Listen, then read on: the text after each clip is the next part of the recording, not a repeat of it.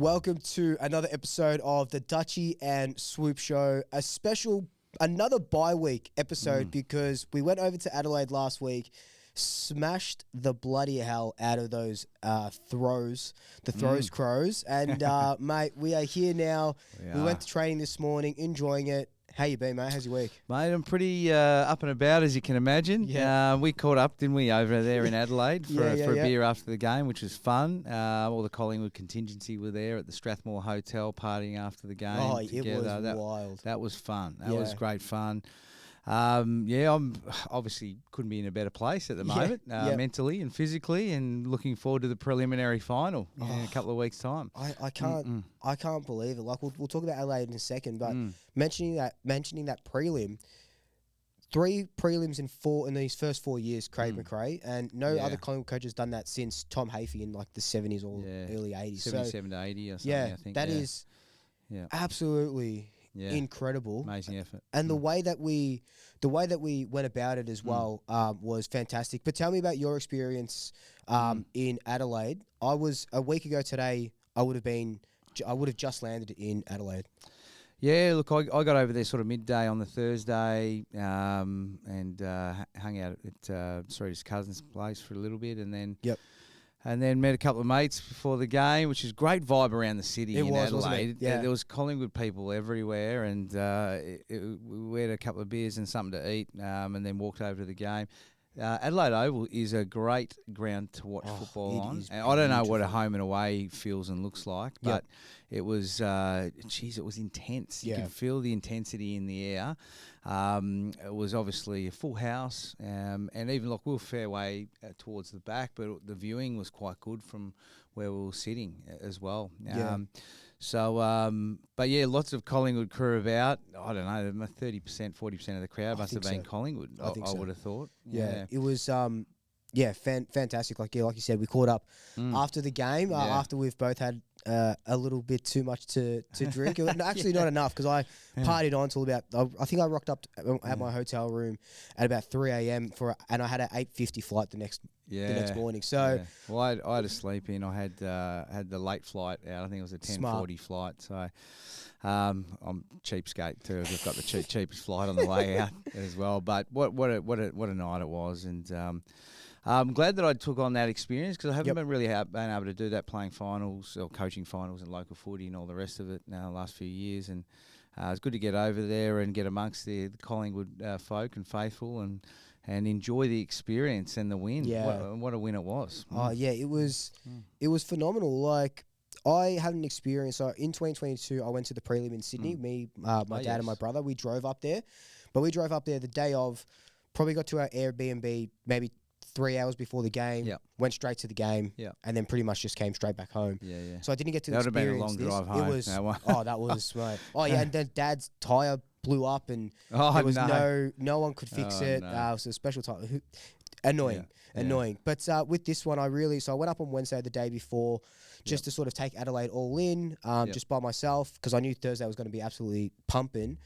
And then on Thursday, you couldn't go 200 metres without bumping into a Collingwood supporter in full Collingwood gear. Went to the Strathmore, shout out to the Strathmore and the Collingwood Adelaide supporters group. They were fantastic. They hosted a really cool little event. That was crazy. There was chants going before the game. There was the march from about 5:30. We marched to Adelaide Oval. There was news crews everywhere. And then it was just a party all the way through. The vibes just really kicked on, and I think it really helped the players on the field as well. Yeah, no doubt. There was a lot of sport over there for the players, and I just enjoyed, like I said, I enjoyed that whole experience. I was at the Strathmore downstairs, actually. I didn't see you before the game. I was upstairs, I must have just missed you, but I caught up with a couple of Collingwood mates from Melbourne, and one of my good Tassie mates, Jason, who I went to school with. There's a big Pies man as well. He brought his young fella over. So there was just a lot of supporters committed to this, didn't they? It was nearly like we knew we were in with a massive show here. 100%. I don't want to miss out on the fun. And that's how I felt about it, because obviously I did tip us by 6 goals, and it was only 4, but it should have been 6. It should have been 6 if we had kick straight. You've made actually a lot of. This is why you should tune into us every single week. Well, not to me, I just talk shit. But Dutchy, you said Mason Cox. You said Dan Houston up on the wing. You said the Pies by 6 goals, and we only just, nearly got those. I've been pretty spot on this year, I must admit. So not if you're a betting person, you should be listening in. Not too bad, mate. But how did you see the game itself?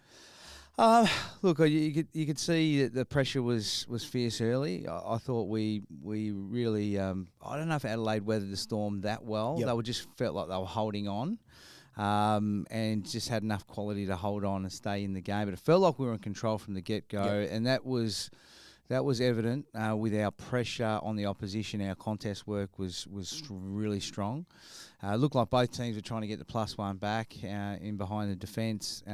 Obviously, Worrell and different players that end, but Darcy Moore mainly up at our end as well. And they were playing him right behind the defence, which is interesting. Obviously, Adelaide like to feed through stoppage and through contest and weave out and go long out the back to their talls.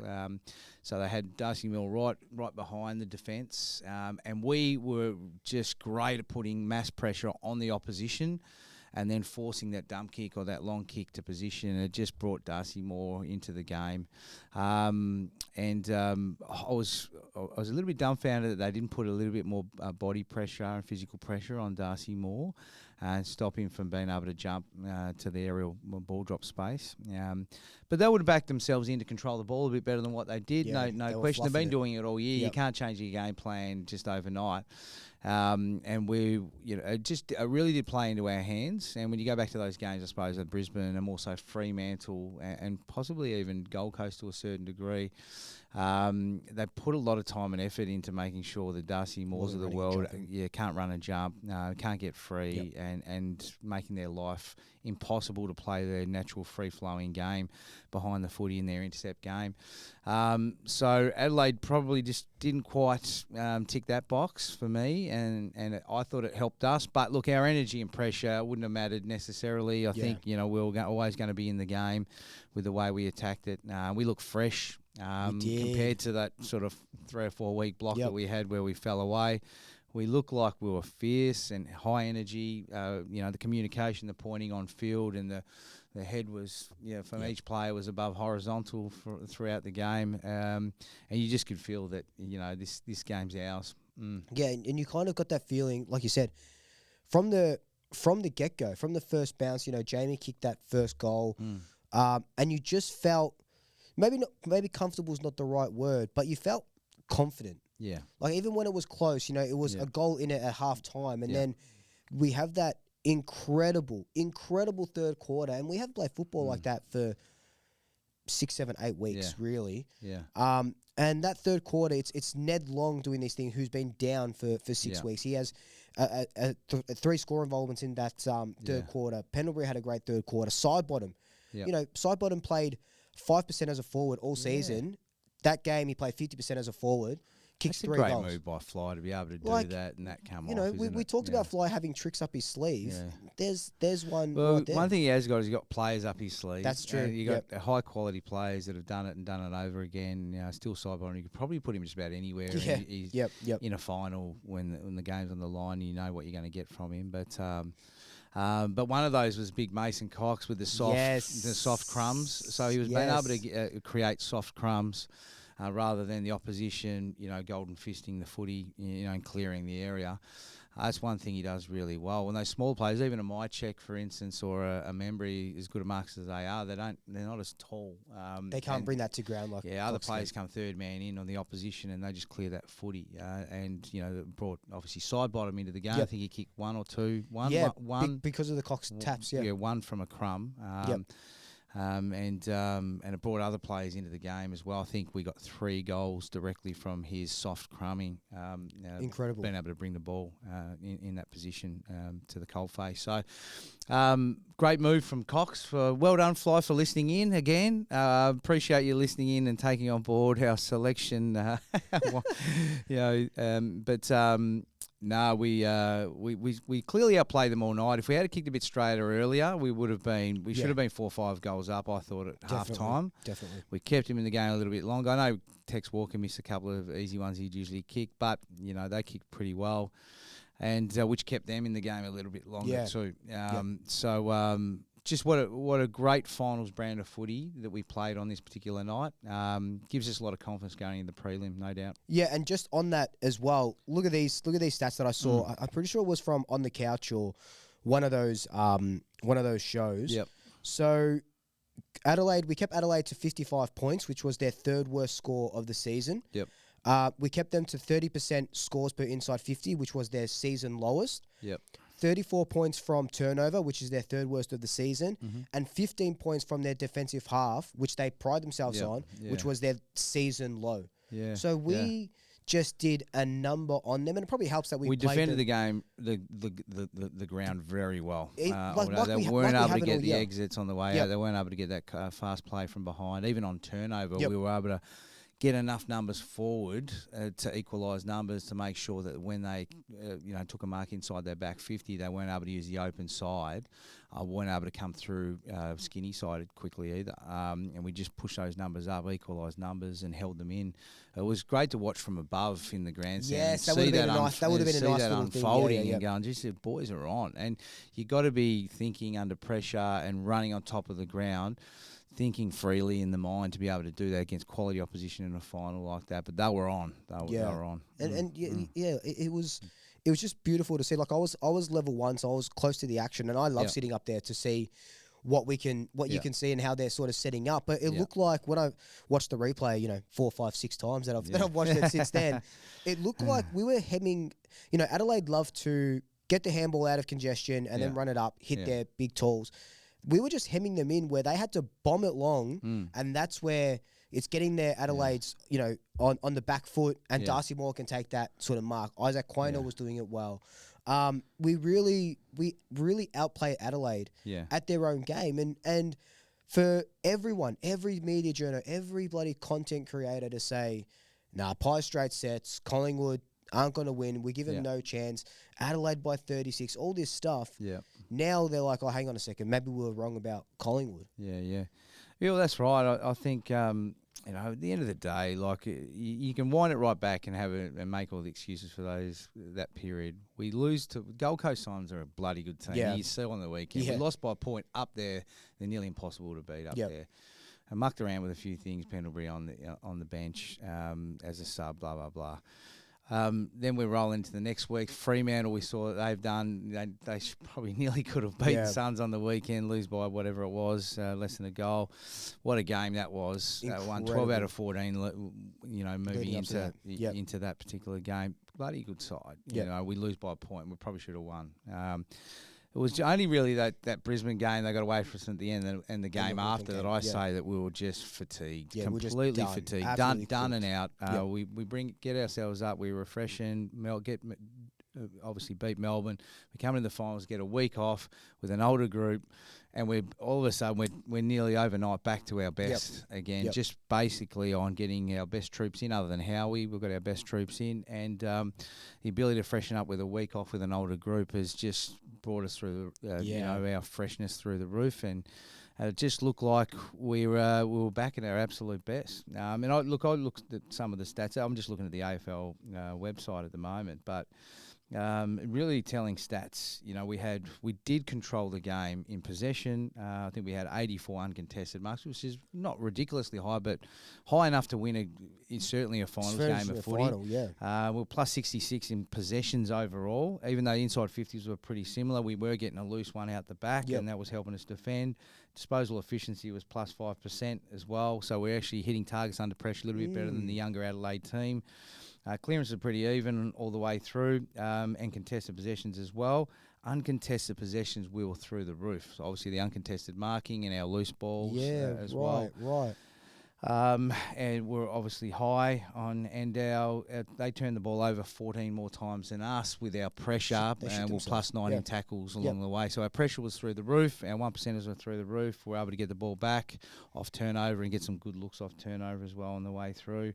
And intercepts were plus 14 as well. Darcy Moore behind the footy took 10 marks, I think, overall, something like insane. that. But the time in possession, we are controlling the ball quite well at the moment. And I thought we were going a little bit too safe at times. But in finals, what tends to happen is you get put under pressure, and when you're in live play, you're forced to go at the game because the pressure comes, you feed. The pressure comes, you keep feeding, and you're trying to feed through the opposition all the time.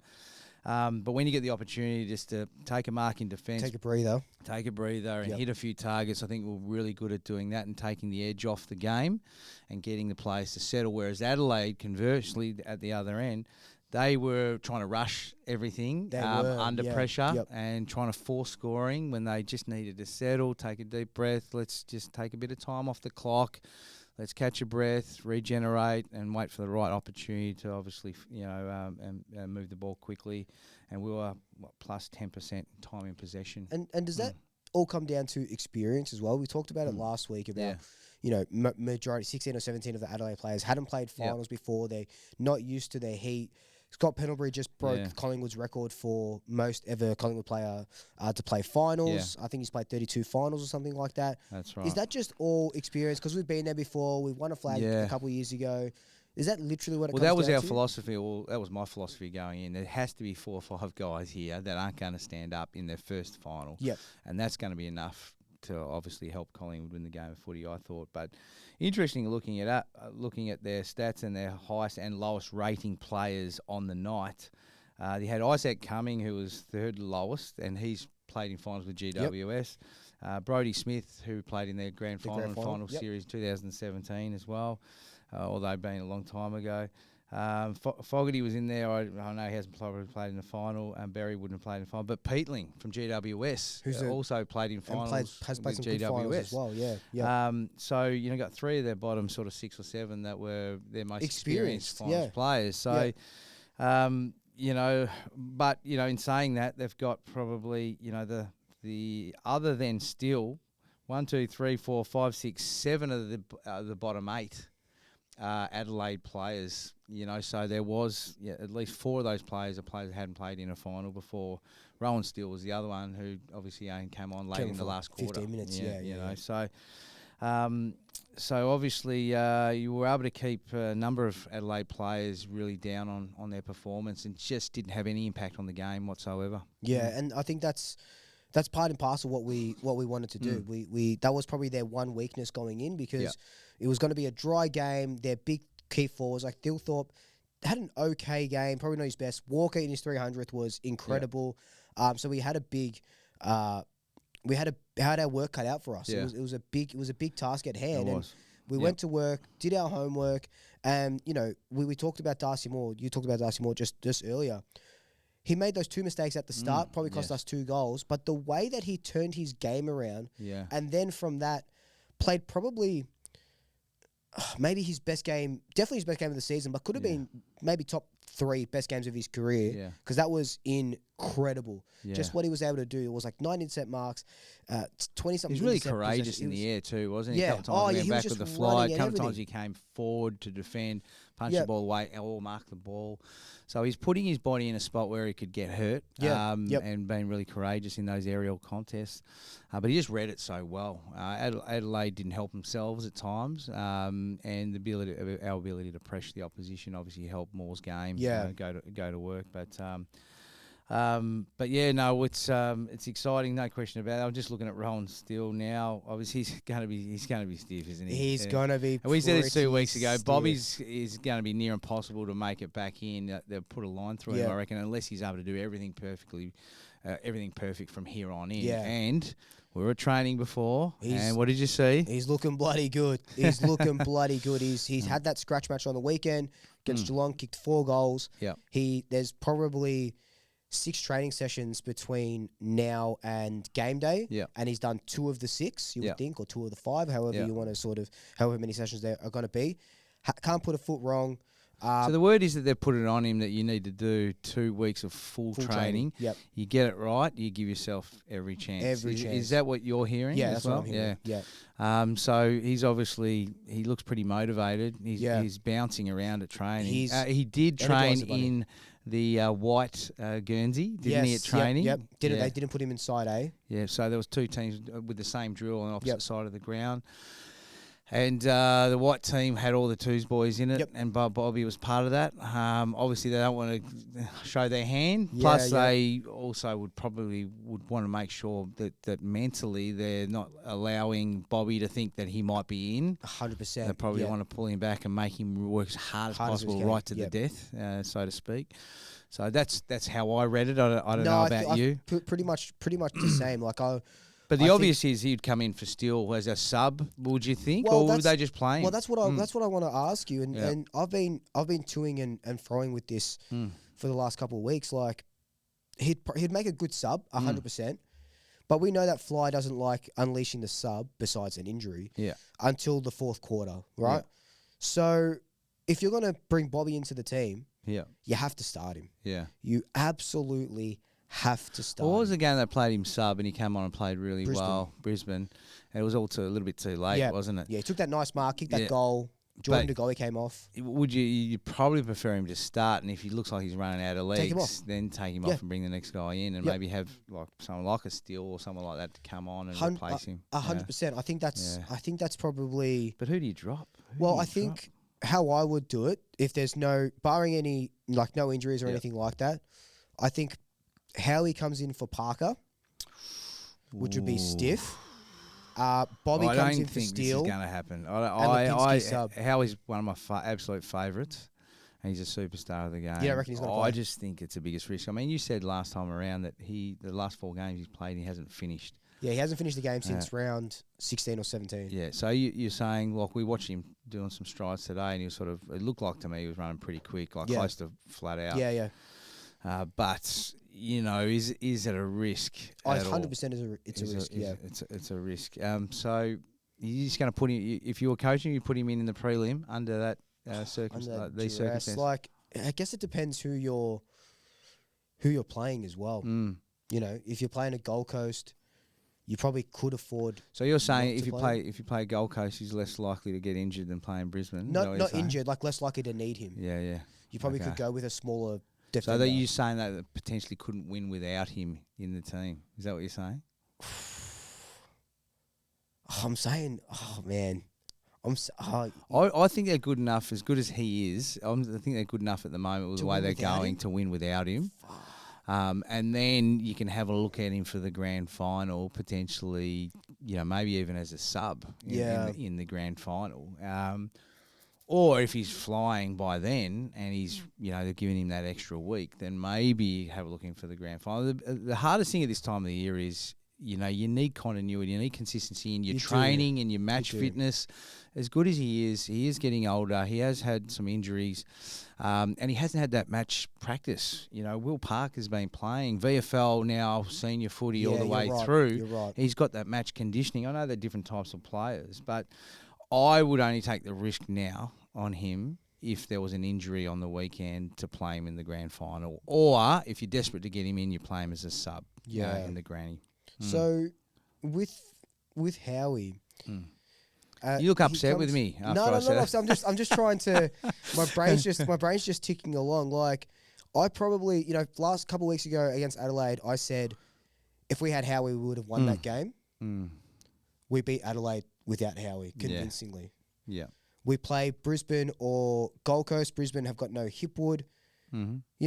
You probably, you're right. You probably could go without a Howie. I think my mind is just on, the love I have for him. Yeah. And it's very stiff. But again, if you're a coach, you can't let the emotions take over. It's got to be what's the best thing for the club, the team, and make the hard calls. Well, it's kind of like we were talking about it at training a little bit. Kind of like in 2023, what they did with Taylor Adams' grand final week. Yeah. They flogged him until his hamstring just gave way again. They gave him every opportunity. I think up until the night before, to have him play and to come up, and his hamstring just couldn't take it. They must be doing something with the same with Howie, because you're right, he hasn't had any continuity. Yeah. I mean, I know the same thing with a guy at local footy last year. He had a bit of a thumb, come off a broken thumb, wanted to play. Only wanted to play in the twos grand final because he wasn't going to make it in the ones. He's a good player. And we just absolutely smashed him, and he ended up getting his thumb stepped on and redoing his thumb. But that is the sort of intensity you need to test somebody to see if they can stand up to it. I mean, I don't want to go step on someone's thumb or do anything drastic like that. But you need to test them in game-like situations under a certain period of time so that they can be put under fatigue to see if that holds up. It's hard to simulate even when you're trying to do that. It's hard to simulate. So it'll be interesting to see how they go about it in terms of, testing him. But, I do think they'll go super hard at him. Yeah, I think what they probably need, which they probably won't do, is a scratch match on the weekend against the Geelong again or like Williamstown, someone who's knocked out or whatever it may be, just like they did with Geelong and the Pies last week for Bobby, to give Jeremy Howe 45 minutes of... It's not intense football, but it's match sim football. Not just training and going through the motions and maybe taking 3, 4, 5% off your running capacity. Yeah, I think if they can see that instead of putting him on off nothing and hoping for the best, if you can prove that you can play 3 quarters in a VFL game, get through, being the best 3 players on the ground, run on top of the ground, looking sharp. You're going, geez, it's going to be hard not to pick him, isn't it? Yep. Really. You've just proven that you can get through a certain period of the game as well. So that one might be important. So there's no, are we playing opposition on the weekend? No. There's nothing happening at all. They called up the Geelong. Did that happen last minute, that game? Yeah, that's what I was about to say. Yeah, the Geelong Collingwood match was like a last minute, maybe like it was announced. I think it might have been announced the day of the Collingwood game or the day after our final against Adelaide, and they just organised it behind closed doors. Yeah. So I'm hoping it's something like that. It gives Bobby another chance, gives McStay another chance as well. Mitchell, all these guys. Well, I know. Look, because in 2002 didn't play any final. And I didn't have any games to play in. I mean, we were doing our own full-on sort of match sim stuff at training with 12 guys at the end of training sessions, stuff like that. But it's just not the same. Like running positions, holding your lanes, kicking the ball well under fatigue and under pressure, knowing your position, understanding and playing your position well, connecting with the players around you. It's so different. Yeah. If I had to play in the grand final because I got an injury or two, I'm not sure how I would have gone because I was fit, but I wasn't match fit. Match fit, yeah. It's a big difference, isn't it? And, it's hard enough trying to come in off limited match fitness or no match fitness in a home and away game, let alone a final, let alone a grand final. So it's... it's important that these guys get that in the McStays of the world and Mitchell and the forgotten man Mitchell as well. I mean, where's Mitchell at? I'm getting off the subject a little bit. He just looks great. He looks great. I do. Yeah. I feel bad for him. There was a time when Ned Long wasn't going well a few weeks ago where I thought Mitchell would come in for Ned Long, see how he goes, but they persisted with Long. Yeah. Obviously paid off. Yeah. He's third quarter was a big part of why we won that game. Yeah. Especially, going through that third quarter. Yeah. I think Mitchell is, I think we won't see him in black and white. He's stiff. He's a good player out of luck. Yeah. Ned Long's just absolutely smashing it again, back in good form. 9 tackles, 23 possessions on the weekend. Jesus. And he just looks like the Hulk, doesn't he? I think the boys call him. That's what they call him, don't they? Yeah. The Hulk. Most tackles in a season for Collingwood, surpassing Luke Ball's 2010 or 2011 season. Yeah. Wow. Yeah, which is nuts. Massive. Yeah. Absolutely huge. For a guy this is his first proper AFL season because he's been injured or not picked or whatever it may have been. He just helps bring the team's overall pressure to the next level, doesn't it? And it's not just the tackling component.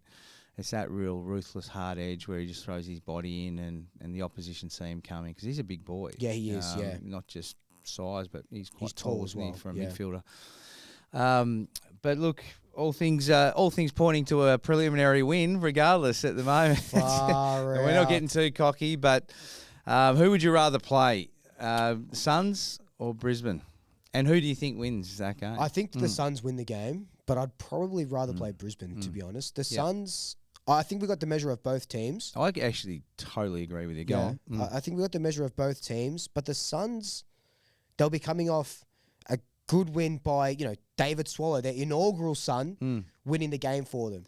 Yeah. A Q Clash win against their biggest arch rivals. Yep. A big win for Queensland. Mm-hmm. 2 games in, the Pies at the MCG, you've got, for example, 90,000 Collingwood fans, 5,000 Gold Coast fans. That could help them. Yeah. That could bloody, if you hear the deafening of a crowd when you kick the first 2 goals. That's right. That could help them. It could surge them up. But then Brisbane, on the other hand, no Hipwood, no Neil, which would help. So a bit of a wounded, bit wounded. But then they've got depth coming out of the wazoo. Like they do have depth, but I reckon they've carried Gardner, their key back, all year. He'd been exposed big time. He's had to roll off onto Cameron a fair bit that night and got destroyed. Leicester's a good, solid dower footballer, but you know, you can't have 2 of those sort of types in your back line. I think with Neil being out, probably as good as any midfielder in comp and one of the best stoppage players in the league. It's going to be hard to replace, I think. I think they've got some gaps in there. They've got to play a couple of kids to replace, or at least one key forward to replace Hipwood. Obviously, they've haven't been able to replace and play the role as they would like. So you really got gaps on every line. You got one big gap on every line, and you can't afford to have any in a final. I think the Suns will win up there. Yeah, I think they're just, and I think they'll recover better. They've got a younger team and enthusiastic. And they're just so dangerous at stoppage. You can't get away from them because as soon as you feel like you're in control, they win the next centre clearance and they get the ball going their way. And Rao breaks 4 tackles and gets the ball going his way. And they've got obviously a couple of strong key forwards up there. They've got a really good balanced team, and they would get a lot of confidence out of this. This is for them as well. It's a little bit like it's everything to lose for Brisbane, or it's nothing to lose. All they wanted to do is the Suns is sneak into the finals, and maybe win one. Yeah. They've probably done that now. Everything else is a bonus now, 100%. And that is like you go in with nothing to lose mentality, which frees the shackles, and you just play with absolute freedom. And I think they'll enjoy that concept as well. It's always going to be harder for them. In some ways, there's 2 things. I like to play Brisbane because they're undermanned, but I also don't mind playing. They're dangerous Suns, don't get me wrong, but I wouldn't mind playing the Suns because to travel Fremantle to come home and then travel again to a prelim, 98,000 people at the MCG, 90,000 of them are Collingwood supporters. They wouldn't have felt anything like that before with a young group, having already travelled and felt that. I'm not saying they can't do it, but it's a big ask for a young team to do that. So to answer your question in terms of who would I like to play, I'll ask my own question. I don't know, but I think we can beat either of those 2 teams. I think you're right. Brisbane, to me, regardless of their holes, they've always got quality there, and if they get it done on the day, you just never know. A wounded bloody line. And the other game is Adelaide and Hawthorn. Adelaide Oval. I'd love to see the Crows go out in straight sets, particularly for their booing of Isaac Quaynor and the Crows playing the victim card like they've been hard done by when it was there. And they've all got influenza as well. They've given me the bloody flu, And they had Rankin out and this going on. I'd love to see them go out in straight sets, and I think they will. Hawthorn, they're probably I would hate to play Geelong just in general. But Hawthorn kind of scare me as well. They scare me because they play well against the Pies too. Yeah. I'd like to see them get knocked.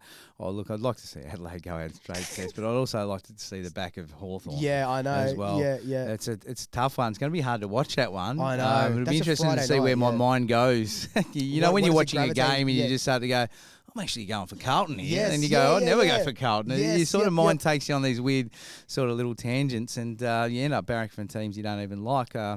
But for me, I think I would like it. I think Adelaide will win this game. Okay. Yep. Yeah, I don't think it'll be easy, but I've got a funny feeling they'll win this game. It'll be interesting to know, has there been a team to finish on top, win the minor premiership, go out in straight sets. And go out in straight sets? That'd be an interesting one. I'll have a look into it, and if I can find it, I'll pop it up down here if you're watching the video. Yeah, awesome. That'll be interesting. Like, do you think all 4 of the top 4 could make it into prelims, which is probably what usually happens? Do you think Hawthorn, as good as they were against the Giants did come back.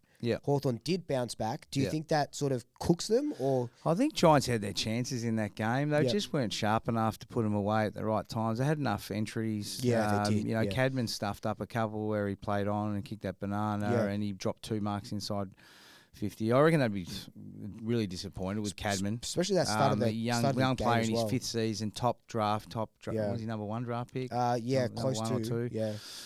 You'd be disappointed with him in his 5th year. You'd think it's time for you to jump up and grab these games, and he's just not doing it. But he's not the Lone Ranger. But you know, he had opportunities to take some fairly simple marks by his standards, and wasn't able to do it. But even the stringer thing didn't work for them either. You know, like he was sort of up to his selfish ways, not giving the ball off as well, and all the rest of it. So they've got some issues, Giants. I'd be disappointed with that. Still a great win, no matter how you look at it for Hawthorn, isn't it? Mm. If you had to buy stocks in a team next year, are you buying stocks in the Suns or the Giants? Oh, Suns for me. Yeah, I think they're on the way up big time now. Yeah, I think the they're Giants just going to be a done. top 4 for the next 5 years. They're set up perfectly, aren't they? Like they're they've got the best coach in the business, Yep. just about. They've got this, you know, Hardwick's got these players in, the Riolis and these guys that he wants. And our man off the halfback flank, Noble. In and around, there were already high-end midfielders. They've got Witsy in there, our boy. Yep. Our boy Witsy, who's Collingwood just as good a tap-out ruckman as there is in the league. They've got it at both ends, Mac as well, Mac Andrews, and then he can fly King forward, far out. Mate, they're just well balanced. And the what's the fella's name? Kicked the goals for him. The forward pocket, Humphrey. 3. Humphrey. He's a serious player. Strong, robust, can mark overhead. He's crafty around goals, hard to tackle. He's a star. Yeah, they look prime. And one team that we haven't talked about yet, who are pretty much, I don't know how, but they're a sleeping giant, is the Cats. Oh, yeah. They are... I'll admit, I'm one of those guys that just... How can they do it? Oh, well, I've always not liked the Cats for whatever reason. I think because they were so good when I was sort of finishing up, and they were a bit arrogant in their approach and all the rest of it. But they are a very good side, and I didn't even put in my top 4 this year. And seriously, just because I just thought, I think they're good, but I don't know if they're that good. Yeah. It's as simple as that. And I don't like them. I don't want to see them up the top. But they probably proved a point to me that they are I think they're the team to beat. Even though we're flying at the moment, I just feel like that they're just playing a brand of footy.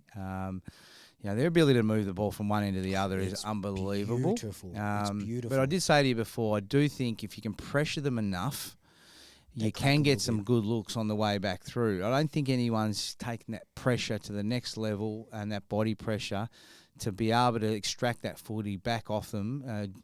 Somewhere in those passages of play is being able to turn it over because they do back themselves in and they go and they run in waves and they've got some hard running fast players in there. Well, I'm just looking at their stats from last week. They turned it over 57 times compared to the Lions 66. Yeah. The Lions beat them by plus 40 in uncontested possessions. Yeah. Their possession was pretty much even. What was their tackle count, by the way? Because their tackle count, their pressure was 80. unbelievable. Their tackle count was 80. Yeah, so the one thing they do really well, they press in from behind. They get a loose behind, obviously, with Stewart. Yeah. All right, so he is just, obviously consistently a +1. And then they play front shoulder on their opposition forwards, and they back themselves in to press in. Yes, and have really strong defensive layering. And as soon as the opposition win the footy in live play, the next player it's turn to go comes forward real hard to defend, and the next player, and they're the best in the business at coming forward to defend and neutralising situation or getting the ball back and getting some good looks off turnover. And once it's nearly like I reckon part of their plan when they shifted their game plan a few years ago. As soon as they win off turnover or intercept, they force scoring. They force it. They go, right, we're going like the Clappers.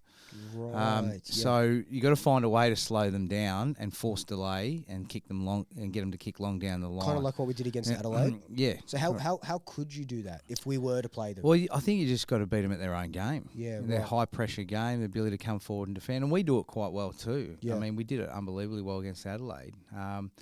But I thought Brisbane would they were forced them into this handball game. I don't know if you watched that game closely. I watched it and I thought, geez, and it was nearly like at halftime. Chris Fagan said to them, "I want you to feed through these guys because they're getting us and they're forcing us to kick over hands and we're turning it over.